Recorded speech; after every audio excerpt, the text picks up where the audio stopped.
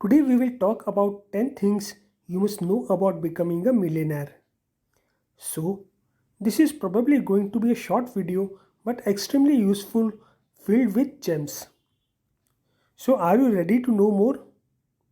But before that, smash the subscribe button and hit the notification bell for getting more such videos. So, when you start anything new, there are forces pulling you in a variety of directions. There's the stuff you could do, the stuff you want to do, and the stuff you have to do. The stuff you have to do is where you should begin. That is, start at the epicenter. For example, if you are opening a fast food burger stand, you could worry about the ingredients, the cart, the name, or simply the decoration. But the first thing you should worry about is the burger. The burger are the epicenter. Everything else is secondary. The way to find the epicenter is to ask yourself this question. That is, if I took this away, would what I'm selling still exist? A burger fast food restaurant isn't a restaurant without the burger. Some people may not like the toppings, but you still have the restaurant. You simply cannot have a burger restaurant without any burgers. So figure out your epicenter. Which part of your equation can't be removed? If you can continue to get by without this thing or that thing, then those things aren't the epicenter. When you find it, you will know. Then focus all your energy on making it the best it can be. Everything else you do depends on that foundation. Now, just think you are a millionaire in the future. So, let's get on to see what it takes to be truly destined for wealth. Being a millionaire isn't a ticket to mansions, big houses, and luxury cars like it was once, but the goal is more reachable than ever. According to 2020 data from Phoenix Marketing International, a firm that tracks the affluent market, 6.71% of US households have investable assets of $1 million or more. Note well that to be considered a millionaire by the standards of wealth research, a household must have investable assets of $1 million or more, excluding the value of the real estate, employer sponsored retirement plans, and the business partnership, among other selected assets. That's only one way to measure if someone's a millionaire. Of course, a net worth of $1 million also qualifies. Sub- Subtract liabilities, including mortgages and loans, from assets, including home equity and retirement savings, to determine your net worth. Keep watching to see if you have to have that it takes to be a millionaire. Now, the first point is most millionaires are made and not born. Some folks figure that if they didn't summer in Martha's vineyard or attend the boarding school as a child, they have no chance of becoming a millionaire. Just like Oprah Winfrey, the vast majority of Americans with a net worth of at least $1 million were not born rich. In fact, just 1 in 5 millionaires receive money from a trust fund or an estate, according to the Millionaire Next Door by Thomas J. Stanley and William D. Danko. During his 30 years researching the wealthy, Stanley says he consistently found that between 80% and 85% of all millionaires are self made. More recently, a 2017 Fidelity Investment Survey indicated that 88% of millionaires built their wealth themselves. Some of among the favorite rags to riches millionaires are Radio 1 founder Catherine Hughes, tastefully simple CEO Jill Blashak Strahan, who grew up on a farm, and entrepreneur Ali Brown, who had less than $20 in her bank account when she launched her first marketing company in 1998. Now, coming to the second point, you don't need a high powered graduate degree. With condolences to those with graduate school debt, an advanced degree doesn't improve your chances of higher lifetime income, but it doesn't necessarily improve your chances of joining the Millionaires Club. Only 18% of those with a net worth of $1 million or more hold a master's degree, while 8% have law degrees and 6% went to the medical school, according to the Millionaires Next Door. 74% of millionaires do have an undergraduate degree, even if they didn't stick around a master's or PhD, according to the Spectrum Group, a consulting firm that specializes in wealth research and management. Spectrum defines a millionaire as someone with a net worth of $1 million, excluding the value of primary residence. The number is 17.1% among the billionaires set according to the 2015 Wealth S census. Now, don't get us wrong.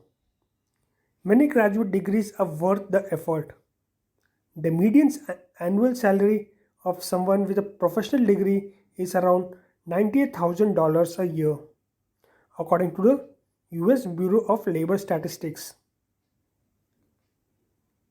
Now, coming to the third point, that is, behold the magic of compounding.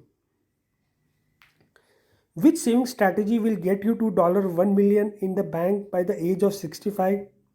Assuming 8% annualized returns, save $200 a month starting at the age of 20 or $800 a month starting age at 40. Wealth creation lies in compounding. Each year, your money can earn interest on both the original amount and the interest earned from the year before. More years equals more interest, and more interest means faster asset growth and an easy path to the $1 million. Thanks to the magic of compounding, a 20-year-old who saves $200 a month until the retirement would have around $10 lakhs at the age of 65. That's not bad for less than the costly of monthly pizza tab in the same households. If you wait until age 30 and kick in $400 a month, that number drops to be about $9 lakh thousand. A 50-year-old contributing $1,500 a month would have only $5 lakh by retirement. Coming to the fourth point, that is, you don't need to be a stock market wizard. When it comes to investing, most millionaires still have a lot to learn. You don't have to study finance or memorize stock tables to make a million. In fact, 58% of millionaires say that they have a great deal to learn about investing, according to the Spectrum Group, and 19% admit to knowing little to nothing about investments. This should give some comfort to those of us with index funds and investing for dummies book. Despite that lack of expertise, millionaires do invest. Individual US stocks and US stock mutual funds are the favored investments, and the wealthy aren't shy about soliciting professional advice. About two-thirds of millionaires report consulting with financial advisors at least to some degree. Now, coming to the fifth point, that even the Great Recession couldn't knock millionaires off the track. There are more households in the US with $1 million in investable assets now than there were in 2006, before the Great Recession hit. Millionaires have fared well over the past decade, plus, since the housing bubble burst and financial markets cratered. Indeed, the rank of America's millionaires has increased for 11 years in a row. Today, there are 8.4 million US households with at least $1 million in investable assets, up to 56% from before the Great Recession, according to the Phoenix Marketing International. Now, the sixth point is you don't need to have a high paying job to becoming a millionaire. You have a good but not high paying job. Let's say, for instance, that you write about millionaires on internet. You should forget that about ever becoming a millionaire, right? Actually, you should stick to your savings goal no matter what you do for a living. True, 13% of people with a net worth of $1 million plus are managers and 11% work in education. According to the Millionaire Next Door, the author research about two-thirds of millionaires are self-employed, often in everyday professions ranging from pest control to property management. No matter where you work or how much you make, what's important is starting to save early and continuing to save over time. Take the case of Paul Nevon, who never earned more than $11 an hour as a quality control inspector at a glass plant. Yet, the retiree accumulated more than $3 million thanks to his unwavering saving discipline and sound investments. Coming to the seventh point, that is the sooner you start saving, the better. It's never too late to make a million, but it takes more money as you age.